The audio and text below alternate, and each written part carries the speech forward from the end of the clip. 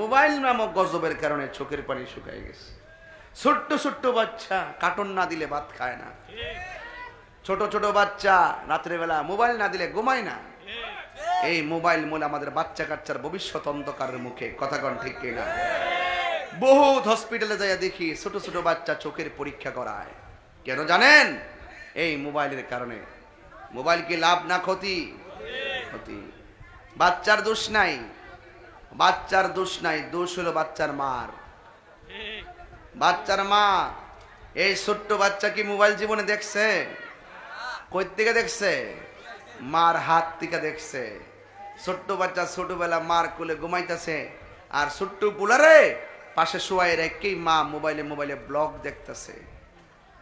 আর বাচ্চা দেখে দেখা শিক্ষা ফেলাইছে, মোবাইল দাও, কার্টুন দাও, কার্টুন, নাইলে ভাত খাবো না।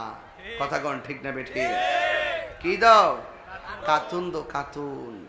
এটার জন্য দায়ী বাচ্চা না, বাচ্চার মা হলো দায়ী।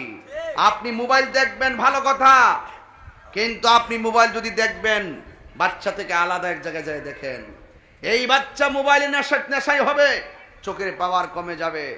আজকে বাচ্চাগুলো লেখাপড়া দেখলে অবাক, যার টাকা পয়সা কিছু আছে হের বাচ্চা যদি লেখাপড়া করে দেখবেন অটোমেটিক পরীক্ষা নম্বর 1, পরীক্ষায় প্রাইভেট পড়লে রোল নম্বর 1, সব কোন রকম ভাবে রেজাল্ট দিতেছে, কিন্তু ভবিষ্যৎ অন্ধকার। কথা কন ঠিক কিনা? ভবিষ্যৎ কি? অন্ধকার। এই জন্য আমার যুবক ভাইয়েরা, আল্লাহ রাব্বুল আলামিন বলছেন, ও বান্দারা, কম কম করে হাসো, বেশি বেশি করে কাঁদো।